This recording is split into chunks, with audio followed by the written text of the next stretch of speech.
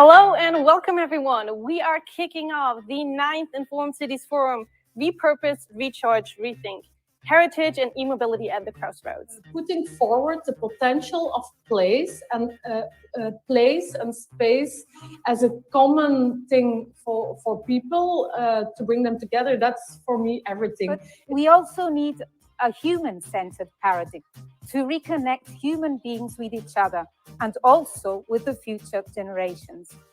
Data is of course crucial, but to say it also clearly, it's not replacing decision making. Our cities are all very different. And I am inspired by Jock. I would say, be crazy. Don't be shy, be crazy. Perfect. Government incentives for EVs must focus on non-car options. Let's follow the rail tracks to the south of Europe.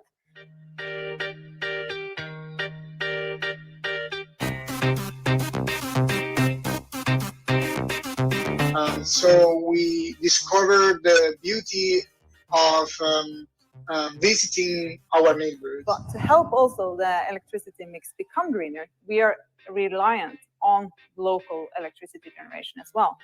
So we need to actually realize that accessibility in the different forms you're talking about has to apply to everybody. We have to think together, the different departments of the city must get together. If it is about reducing traffic in particular areas, that will be good for everybody. Good afternoon. You just saw some of the highlights from the first 2 days of our conference, as well as earlier today, because right now we will be wrapping up the 9th Informed Cities Forum.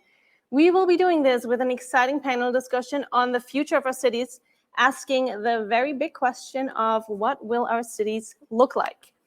I'm Umea from Equal Europe, and I've had the honor of moderating a couple of sessions throughout the conference. In the last 3 days, we've been talking about e-mobility and heritage at the crossroads. We've covered the topics of data and mobility, heritage communities and how they experienced the pandemic, and repurposing mobility and infrastructure. We fell in love with an EV promise for the future and discussed the importance of accessibility and cultural heritage and of clean energy in provision for EVs. We've heard from the EU and from cities. We've traveled, albeit virtually, to Athens and Paris and Berlin. We've had great speakers from the public sector, activists and researchers, from dreamers and from thinkers, all with a vision for our future. We've brought together different bubbles and different stakeholders, all in a way answering and discussing parts of the question we will be addressing right now. And to help find out what lies ahead for our cities, I am joined by a very great and qualified panel today. You can see the panelists right here, so I will introduce them all one by one. So maybe let's bring them up on the screen. Yes, welcome everyone. Let me start with Fedra joining us from Stockholm, Sweden. She heads a team of sustainability researchers at the Stockholm Environment Institute, and there she's currently investigating how cities can become climate neutral and what funding that would require. She is passionate about cities, about food and people, and tries to combine these topics in her research portfolio. We actually met by both participating in a panel discussion on circularity, and I can tell you that she is indeed a very passionate advocate for sustainable cities. So great to have you with us, and welcome Fedra Vanhuyse. Now we're going to Spain and Jaime. He is the co-founder of Cities Forum, a global organization that drives urban sustainable development worldwide, providing strategic advice to governments and cities. Jaime is an expert in sustainable urban mobility. He also works with the European Commission and might have some inside scoop on what they think on mobility topics. He's involved in many international projects and is actually one of our trusted advisors in ICLE's Fast Track Mobility Project. So good to have your valuable counsel also today. Welcome, Jaime Ruiz, Huescar. And now we're going back up north, actually very far up north, because we're going to Nils in Umea, Sweden. He's not just a passionate advocate for all things sustainability, including the climate transition, sustainable social issues, as well as public health, but he is a politician, so directly responsible for how the topics we're discussing are then dealt with by our governments. So if we have any complaints, I guess we can address them today. He is the group leader for the Green Party in Umea. He's a chairman of the Sustainability Committee. And I've met him multiple times and can tell you his political expertise is very valuable and relevant for us today. So also great to have you with us, Nils Larsen. And then finally, we're going all the way across the Atlantic to the Pacific Northwest. Brent is located in Vancouver, British Columbia, Canada. He is a leading practitioner in advanced urbanism, city planning, urban design, and transportation. He was the chief planner for Vancouver and now consults for cities all around the world. He is a regular voice in national and international media, so yes, you may indeed have heard of him before. And I have to say he's really, truly committed to the cause, because what our European audience might not realize, it is 5 a.m. on the Canadian West Coast, but he did not hesitate to be with us anyway. So warm and I guess early morning welcome to Brent Toderian.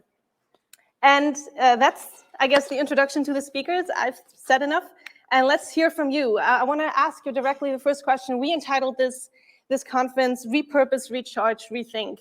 And I'd be curious, when you hear these three terms and you think of cities, what would it mean to you to maybe repurpose a city or rethink a city?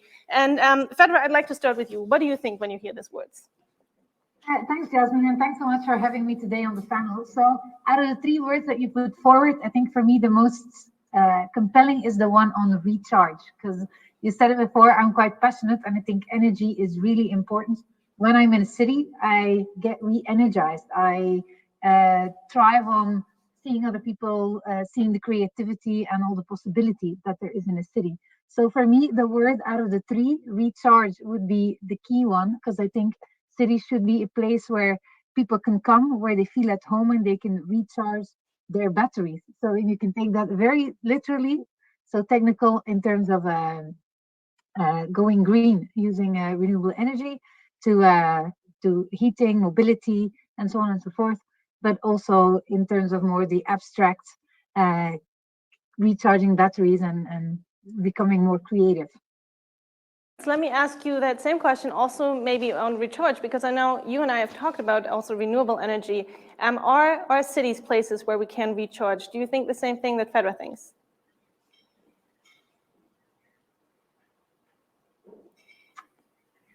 Who are you asking, Jasmine? I'm asking Nils. Nils, can you hear me? Yes, absolutely. Sorry, I was also a little bit confused for the question. Could you say it again? Yes. No, I was just wondering, because you and I, we've talked about renewable energy in Umea, so in the concrete sense of recharge, but also in the abstract way that Fedra mentioned. Do you think cities are places where people recharge? Absolutely. And the energy question is definitely a very important question here.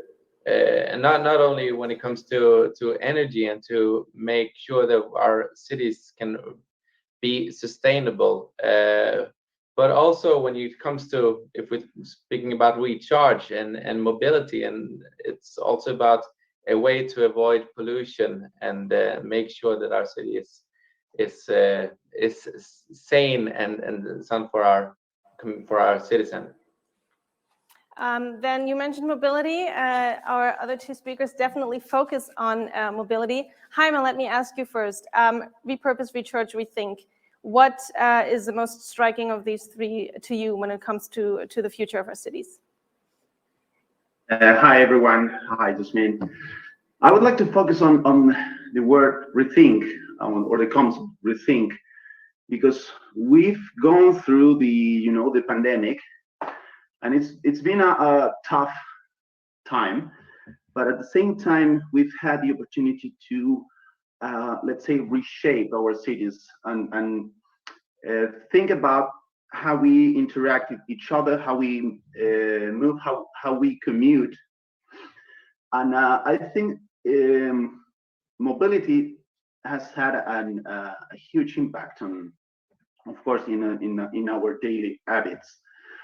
And we've changed a lot the way we move, the way we use our private car, and I think the impact of COVID has been huge in the way we, as I mentioned, we interact with each other, how we work.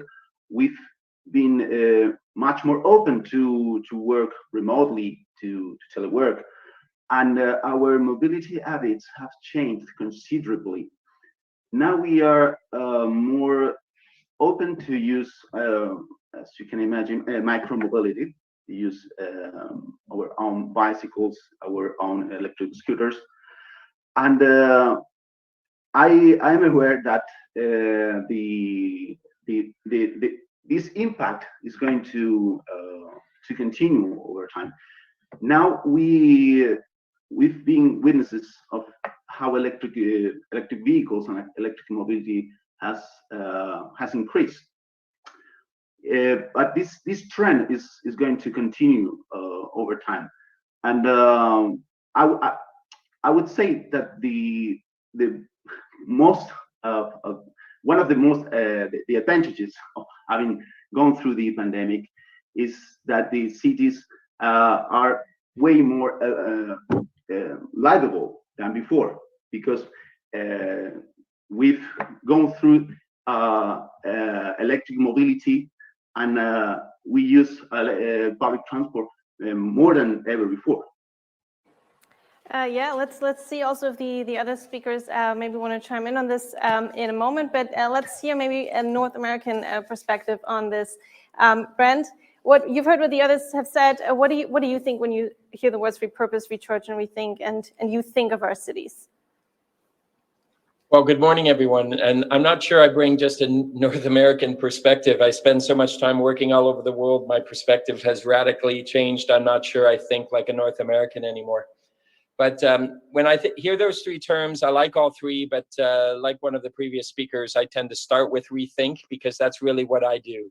I spend time helping cities rethink what their priorities have been, their actions have been, their policies have been, how they've been often standing in the way of greater success, and how you have a conversation with your community about that rethink, why you need to have a conversation, a very blunt and bold conversation about the need to change, because frankly, there's a lot of folks out there that still don't understand the problem with the status quo. Even if they do understand that climate change is an existential threat, they don't necessarily connect the dots to how we all make our choices, both collectively as a society and individually in our families and households. So I spend a lot of time changing public conversations, changing political minds, creating a constituency, creating political space for that kind of rethink. And my usual message with my client cities is even the progressive cities out there, in my observation, are not going far enough, fast enough when it comes to this rethink. The conversation has to be more urgent. This is why we use terms like crisis and emergency, and we need to really prove that we understand what those two terms mean. And they really mean we need to rethink just about everything we've done and are currently doing in order to address the crises of the multiple crises of climate and affordability and housing and homelessness and public infrastructure cost crises and public health crises that we were facing even before the pandemic, related to how we design our cities and suburbs, and even the demographic and social equity and social justice crises we're facing.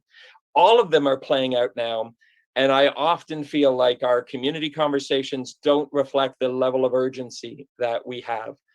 On top of those three words, I would use a bunch of other words. We need to reprioritize all of our decisions and particularly our budgets. We need to redesign our streets and neighborhoods and buildings to be more responsible in the context of the emergencies we face. And we need to do that a lot faster. So I've got a whole bunch of re's that I wrote down, and we also need to redefine our solutions from the easy solutions like better cars to the more important solutions like fewer cars. Yeah, but then let me ask you, so you're not just saying we need to do these three things, but we need to add others. How do we do that? How do we get cities to make that radical change that is needed? If you say you advise cities, what's the how? It starts with a different conversation. The change agents call it the burning platform. If you don't create a strong understanding about the problem with the status quo, the consequences of not changing. We often talk about, the public is very afraid of the consequences of change, but we rarely talk about the consequences of not changing or the costs of not changing. The cost of addressing climate change versus the cost of not addressing climate change.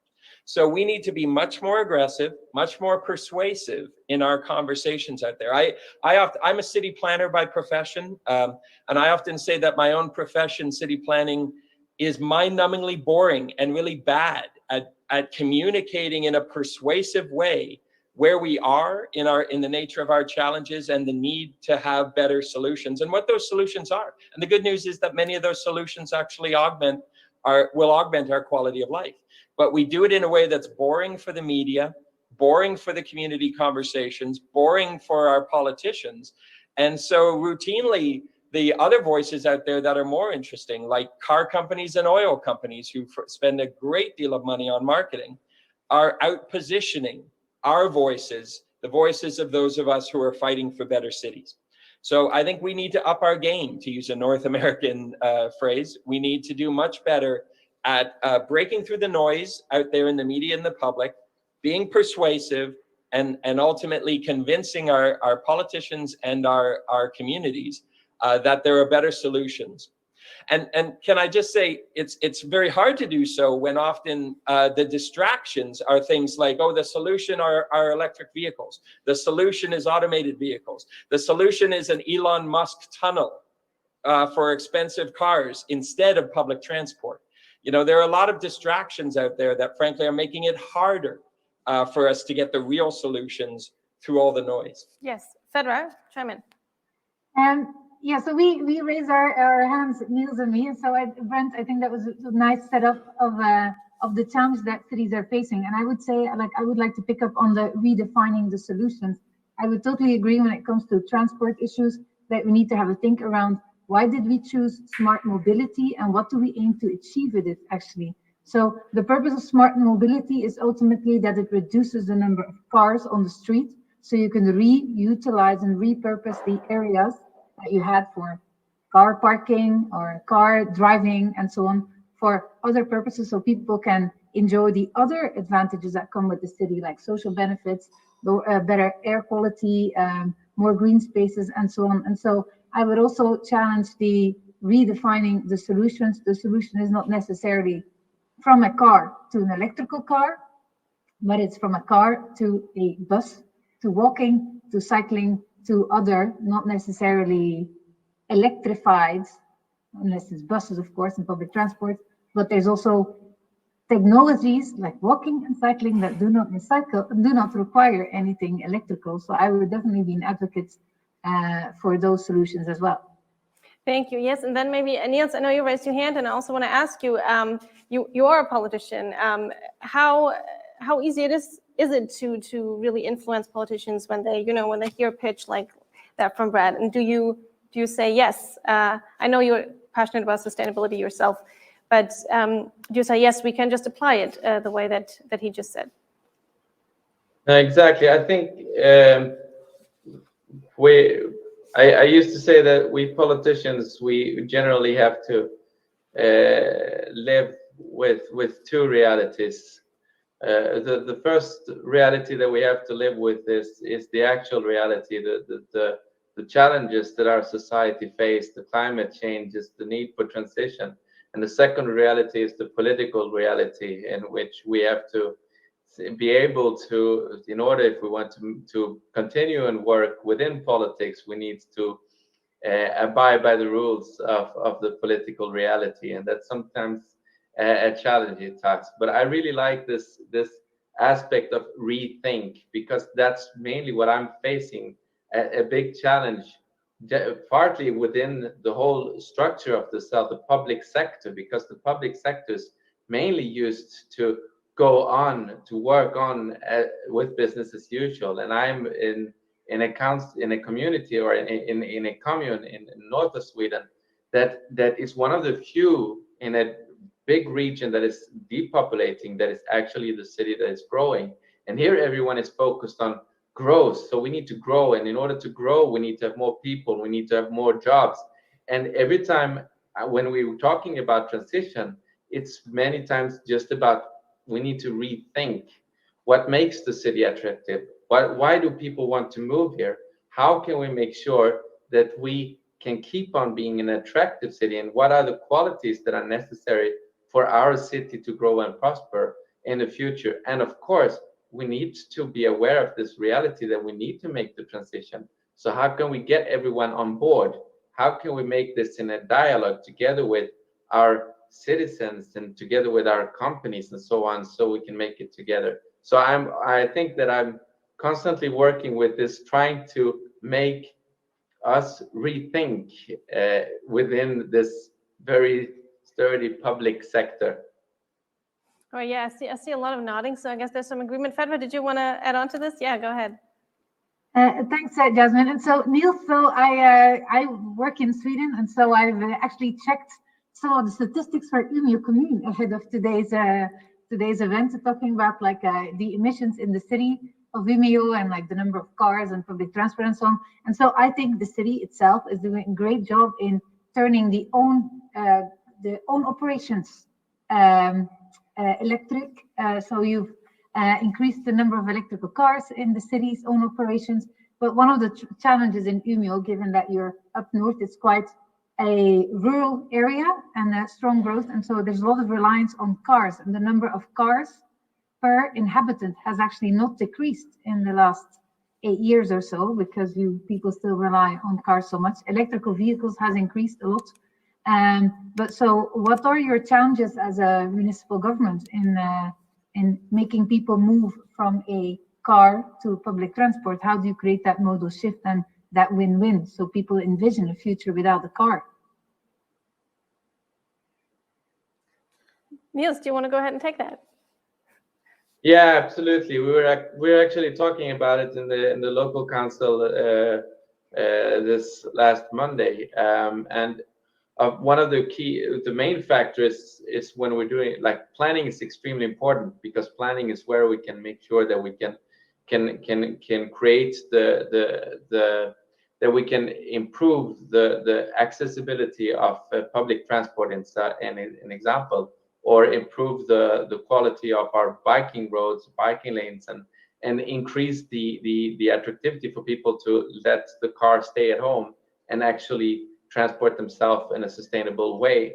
But we also have to work with, yet again, having this dialogue, because if we look at it, we know that we have certain groups of people in our society that are pretty used to do the same thing that they always done. So to start and work with changing, how to say, our the way they always do.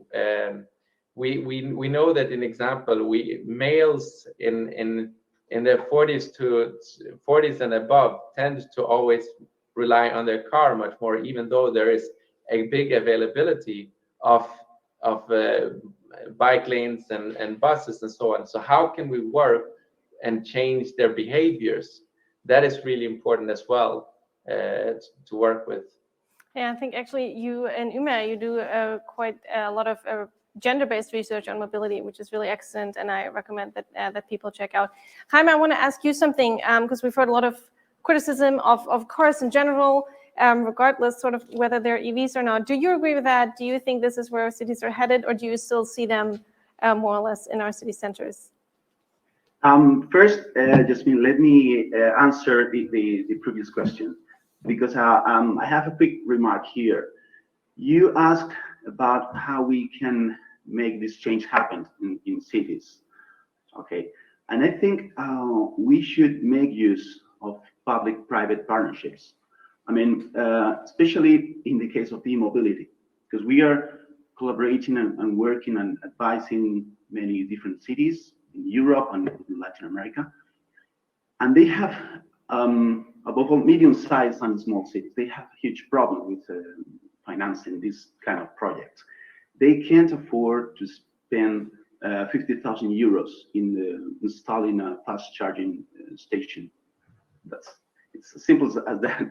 They are in the need of deploying and building EV charging points, EV charging networks, and what we've been doing, what we've been suggesting, is to make public-private partnerships with utilities, with electrical providers, in order they can make the investment, in order they can build this network, and the city grant a permission to exploit this service in 1 or 2 years time, and that way people have access to electric charging service, and the city needing to spend any euro, any money there. So there are many options and many solutions, or many initiatives in which you can make use of these private-public partnerships. I think you're right, Jaime. And investment is, of course, a big topic when it comes to changing our cities. But then also from what you just said, I'm hearing a little bit of disagreement in terms of maybe cars and their place in the city compared to what the other speakers have said. Is that true? Yeah, I'm among those who think that we really must go to active travel. I mean, by cycling, walking. Of course, we can get rid of cars in our cities. We have everyone have different mobility needs. But the issue is that we've been living in a society where cars have a predominant role everywhere. So we must start leaving that era behind. And the thing is that most of cities are evolving in that way. You know that we have, above all during this year, many cities have started to create low emission areas, low emission zones in our cities. And I think this is the first step to achieve more livable cities, to reduce the number of cars in city centers and reduce the CO2 emissions. And as I've mentioned, to have more habitable and livable cities. Definitely. And let me bring Fedra back in, because I think you want to say something. Thanks, Jasmine and Jaime. I think really good examples from Spain, and I think in particular, like Barcelona, they are very well known all over Europe for their super blocks and the way they have designed the city to make it one-way streets and like have quite a few car-free streets. I also recently heard from so I have a project, Viable Cities Finance, where we estimate the financial needs. And so we were looked into public-private partnerships, and our partner, Cleantech Scandinavia, they heard that Barcelona is doing something quite innovative with solar panels on the roofs. They have a collaboration with the private sector where the city invests and the private sector also invests, and private citizens do not have to pay for solar panels. All they need to do is make their roofs available. And so I think that's actually a really nice example of how we can rethink collaboration between governments, the investors, and even the citizens to create win-win situations that work for everyone. And so you have a roof available that is not utilized, so you're now reusing it to create benefits for the city. I think that was a really nice example. But I don't know whether there's examples in other areas like that, maybe like in the US, whether this is a... Let's find out, but I really like that you guys keep using the word rethink and embracing it. Brent, you want to say something?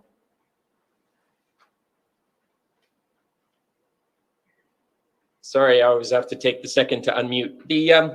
I think it's really, really important to make the distinction between being repositioning and reprioritizing cars and being anti-car. What I say is I've got no issue with the fact that there's going to continue to be cars in cities for a long time, and particularly in regions, because when we talk about so-called car-free, we tend to talk about at most the city center. Even in the most progressive cities in Europe, that there's a narrative that says the city banned the car, and then you realize that no, it's the city center at most. So I work at the scale of downtowns and cities and even regions, and you have very different contexts for car dependency there. And frankly, I think you freak people out when we talk about banning the car in places that are largely still car dependent, because they immediately feel, well, how will I get around? So what we need is a contextual conversation about deprioritizing the car in different ways, and absolutely converting the cars that we have left to better technologies. And e-technology is better than fossil fuels technologies. But we have to make sure that we understand Jevons paradox, which says that every time we improve a technology, people end up using it more, and they end up buying bigger vehicles. So as our technology improves, we have to make sure we make urban design and planning decisions that constricts, or at least remains consistent, the amount of cars we actually have. Because if not, we're going to end up with more cars, more driving, and that's going to erase any benefits of the improved technology. We know that because it happens over and over and over again. So I think it's important. What I say is that we don't ban the car, we prioritize it last. We emphasize and prioritize walking, biking, and transit, particularly. We always say that the secondary solution is better vehicles. The first solution is fewer vehicles and less driving. That's got to be the #1 priority. And then for the vehicles that are left over, with a different answer in different parts of the city and region, those can and should be better vehicles. But too often we focus on the secondary solution, which is better vehicles, and we skip right over the first solution, which is fewer vehicles and less driving. But then maybe let's move a bit away from the topic of car-free cities, also because another issue that we discussed during this conference was heritage, and we realized that something that people seem to really think of the two that they have in common is the community aspect. And what we're trying to embrace here is bringing different people together. When we talk about changing our cities, what do you guys think are the key stakeholders that we need to bring together to change our cities? How do we make sure everyone is included? And how do we achieve that? Sort of open question to everyone. I don't know who wants to start, who is looking at me like they have an answer. Fedra, do you want to kick it off? Yeah, thanks, Jasmine. So yeah, in terms of the future of the city and who should be at the forefront of that, I think the role of civil society and membership-based organizations is often overlooked in the debate. We just did a study on how Swedish cities engage with research and innovation and what partnerships they're in. And so we see triple helix models where it's academia, industry, and government. And so civil society rarely takes part in the research, or so far we found already in the cities that we looked at here in Sweden. I think that's a big challenge, and I think it's an opportunity going forward, because if you can convince people, if you can create policies that are inclusive, so through the inclusion of grassroots organizations, you will design policies that make everyone see the win in it, and so you could then create a safe environment for everyone. And I think that will be key going forward, to include NGOs, sports associations, cultural associations, and and to tap into that creativity and the access that these groups have also to everyone in society. I think that would be essential. Yeah, good point. Brent, I think you wanted to say something as well. I think it's a really easy answer to your question to say who should be involved. Everybody should be involved, as if there aren't barriers to people actively participating. So I tend to like to have the very honest and candid conversation about who is dominating the conversations, as opposed to is everybody invited. We see over and over again, and I've been doing this for 30 years, doing public engagement, public conversations, public hearings, etc. And we see privilege usually resulting in domination of the conversation, domination of the ability to influence the discussion about how cities will change. So as an example, every conversation about housing is always dominated by the people who already have a home, as opposed to people who don't, or need one, or a different one, or a better one. Conversations about mobility are almost entirely usually dominated by people who drive cars. So it's always the privileged position, the wealthy, the white in many cases, that can say that everybody's welcome, but there's an unreasonable amount of domination to the conversation. And in the conversation about character and heritage, which has been a very important part of this event, the conversation tends to be dominated by those who are fighting to preserve the status quo. And essentially, I often worry that conversations, legitimate conversations about heritage, and less legitimate conversations, in my opinion, about character, which is a very esoteric term that can often be code for the status quo and its preservation. Those voices tend to dominate the conversation, even though we're trying so hard to find better solutions for actual crises like climate emergency, housing emergency, etc. And so you have limited perspectives on something like preserve heritage and character at all cost, essentially blocking a more broad conversation about how we address heritage and character in the context of our badly needed solutions around climate emergency, public health, infrastructure costs, etc. So I think we need to, it's not just a matter of making sure everybody is invited, it's about who controls and dominates, and whether your conversations are actually based on real facts and information about the costs and consequences of our decisions, including the costs and consequences of maintaining the status quo. Interesting point, and we're later on joined also by the coordinator of the project that focuses on heritage. So let's see what she says to that. But Jaime, you wanted to say something first. Yes, thanks, Yasmin. If I had to highlight a specific stakeholder at this moment, I would mention the entrepreneurship ecosystem. I mean, smart city startups or smart mobility startups have had a relevant role during this last 2 years, because they have, they are bringing innovation, they are bringing fresh ideas, and they are helping cities to solve problems that otherwise they wouldn't be capable to solve. And I want to tell you about a specific example of how important they are. Cities Forum, our organization, is a networking partner of the EAT Urban Mobility. That is the most important public-private partnership or consortium in Europe about mobility, about urban mobility.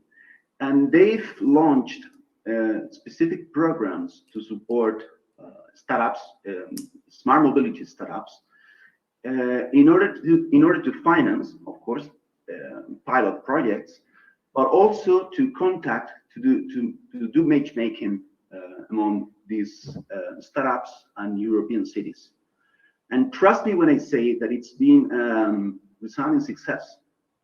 So this is an example of how we can start solving problems that cities are not capable to solve. We must make use of talented people that is capable to use technology and innovation to bring solutions and to make our cities more livable and more sustainable. Yes. Nils, let me ask you. So, I think the three of them agree. You probably agree as well. It's important to bring everyone together and to give a voice to the people that often aren't included, the less privileged one, the ones who aren't dominating the conversation. How, when you hear this as a politician, how do we do that? Yeah, I thought that was a great point by Brent, and because that's one of the key challenges that we have, that they are generally the one that we don't hear, whereas we are often facing a debate that is steered very much by those that have a strong influence. And I also thought that the point of Fedra with the civil society is really important.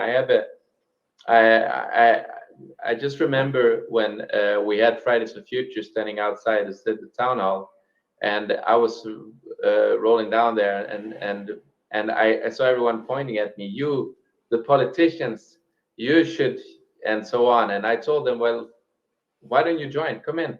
I'll fix a cup of coffee for you. And they were a bit surprised. So I brought them all in, and I remember also the people the staff that is working within the house was thinking, what is he doing? And we started to talk like that. And since then, when I meet them, I became Nils, and we're equal individuals. And I think that I've been trying to work a lot with different civil societies, organizations, and everyone, so that we can start and create those bonds. And since then, like every evening, I don't know if citizens are calling me because they think this and they want to bring this and this and that up.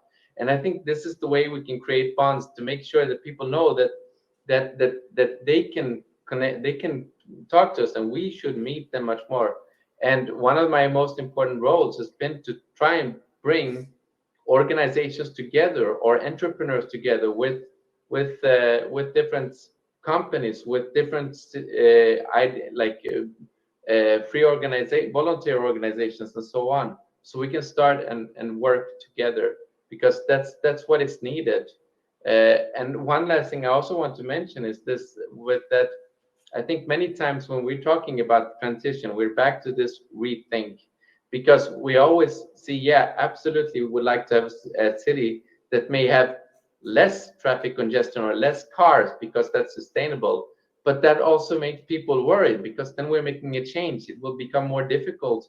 And I think that this is just one of all the examples when it comes to energy and all the things where we need to start and think about what could be the opportunities when we make this transition. Because there are a lot of opportunities.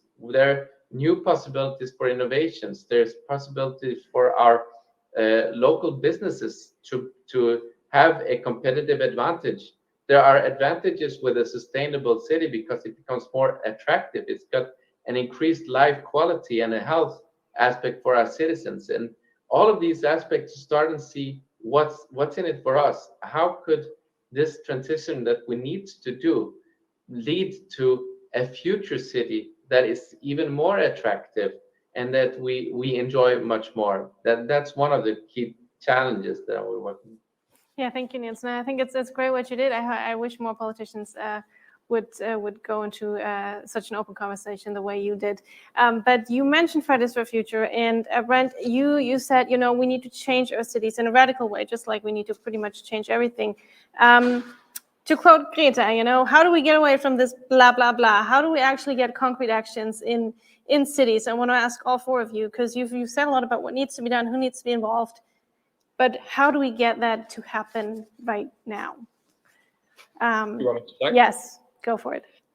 Well, first of all, I always challenge the words in a radical way. I think Greta and I and others would say the same thing, certainly for me in the context of cities.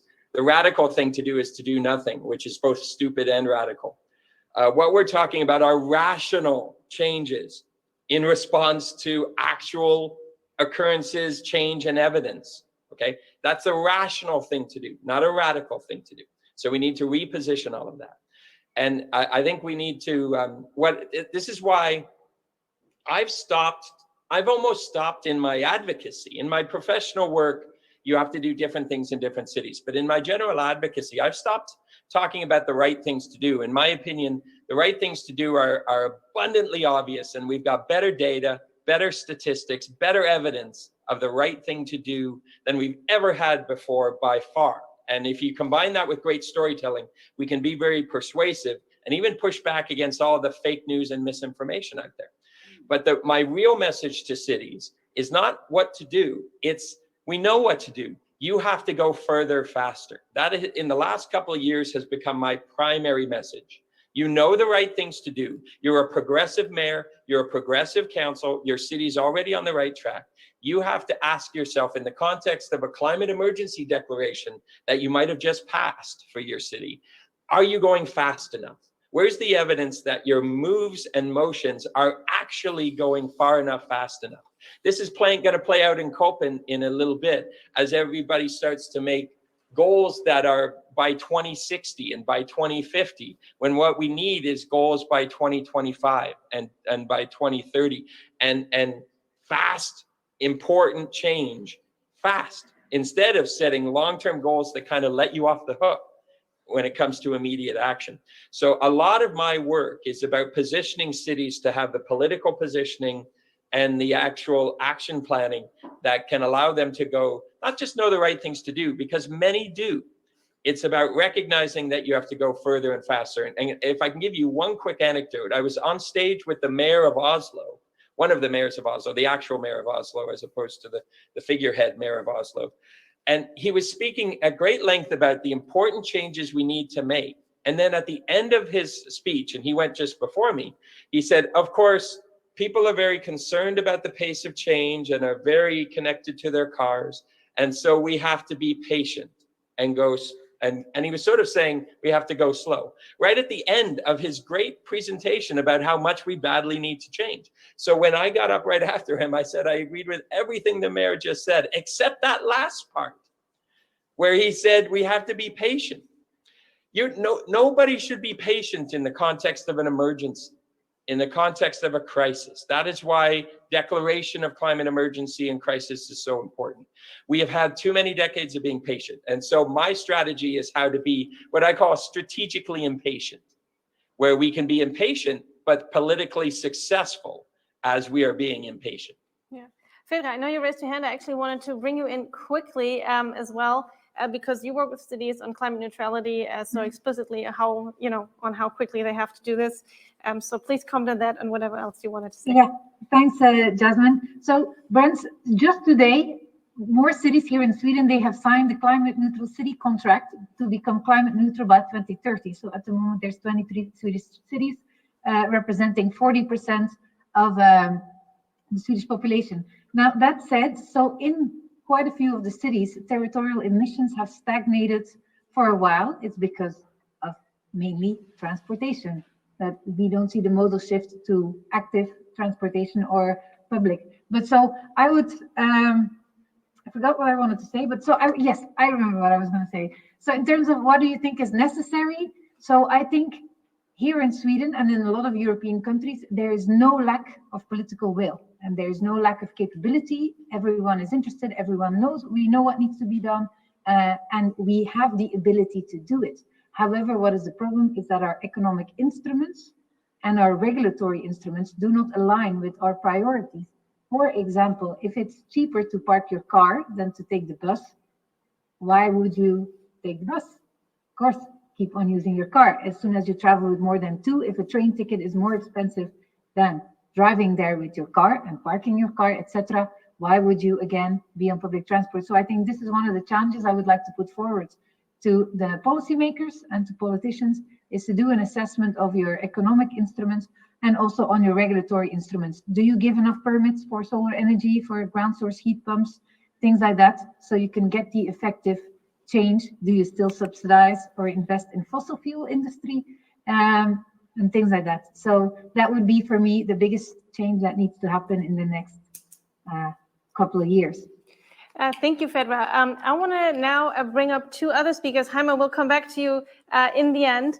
Right now, I want to bring up two other speakers that I have with me, which are the two coordinators of the projects that are hosting this conference. So of the Green Charge projects and of the OpenHeritage projects.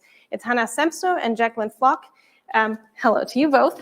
And I would like you to reflect a bit on what was said in today's session, but also what was said throughout the conference and where you think our cities are going.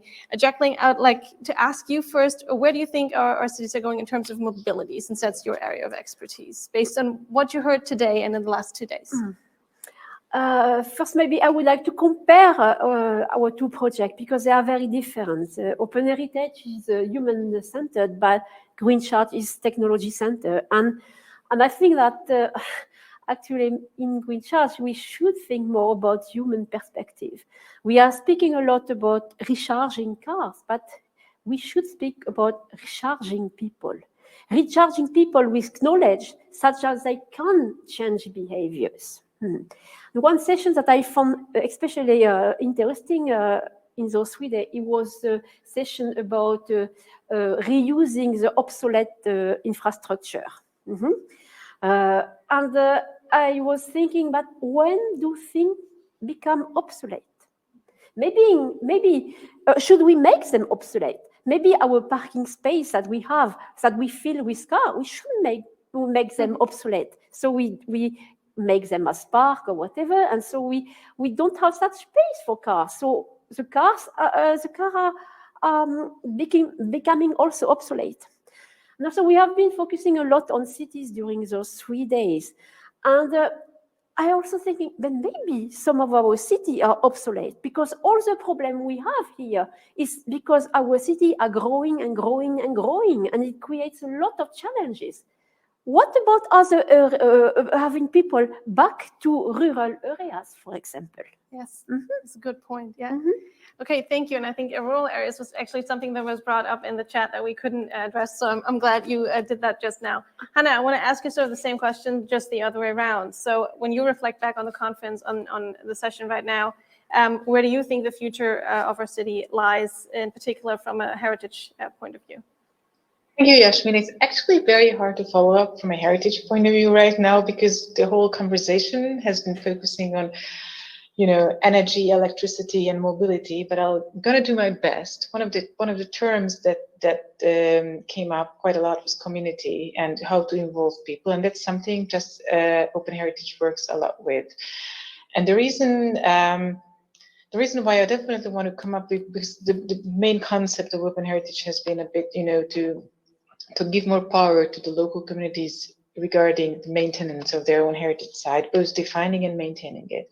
But of course, it raises a lot of issues that were also, who is the community? I mean, who is involved as part of the community? That raises these questions of domination, whose voice is heard and who's not. And actually something, and I had this feeling during the conversation that the difficulties that we talk about, everyone want to be involved and everyone wanting their voices be heard, which is actually not the case. So when you look at how civil society organizations are organized, and when you look at what kind of people have time to be organized, they are actually the ones who kind of want to evade. So that's a problem. So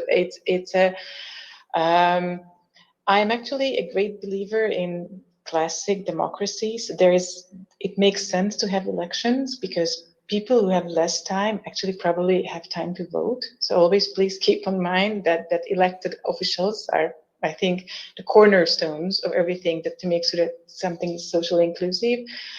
I also I'm going to jump a bit because actually, there were lots of interesting things that came up in the conference.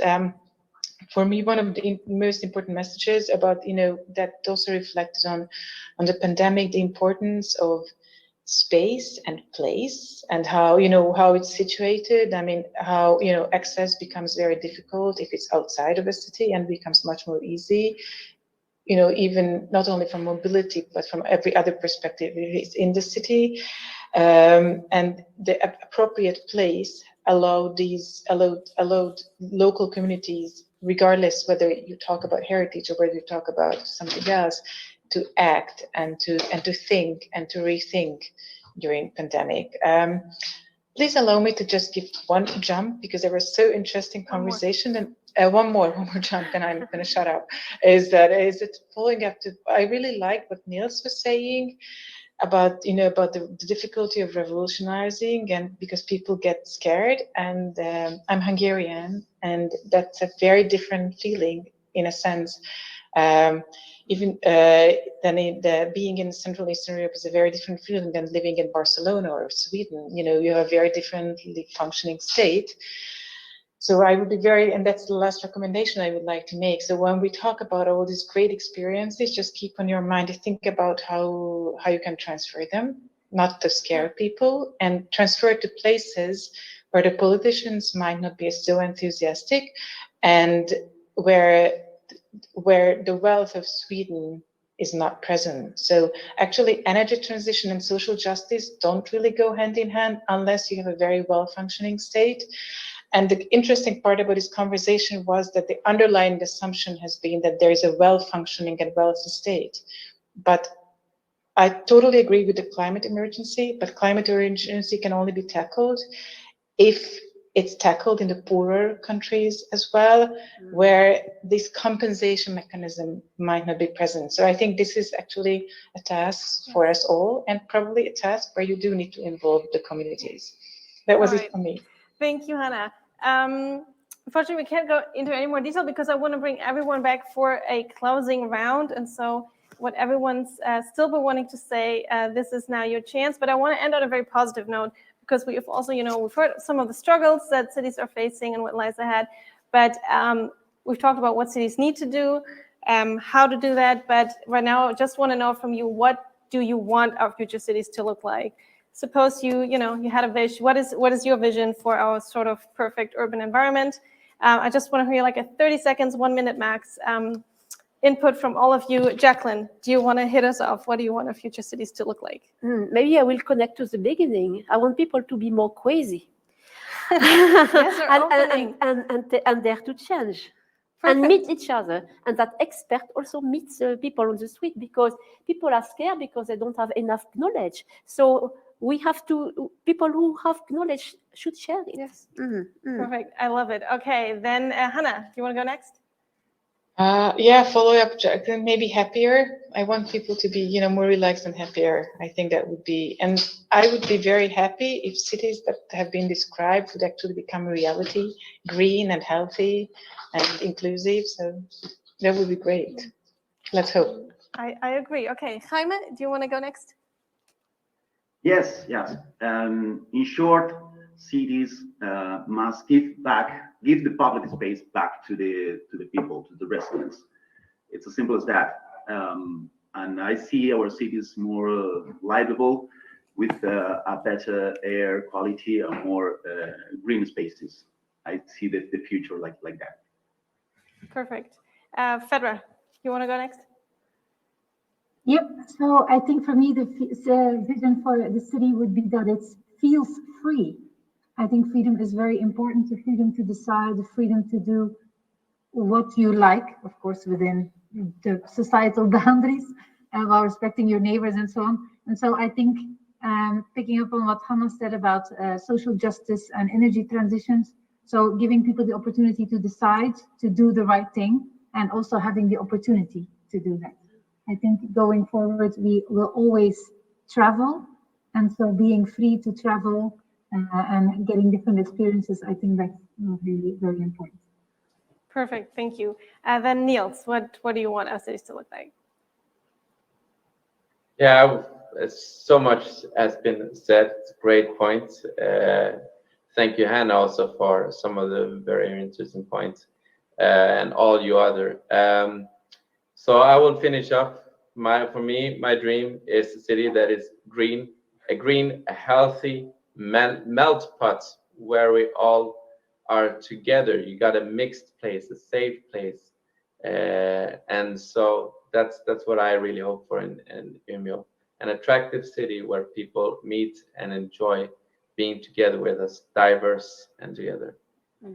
Perfect. And then Brent, what is your wish for our future cities?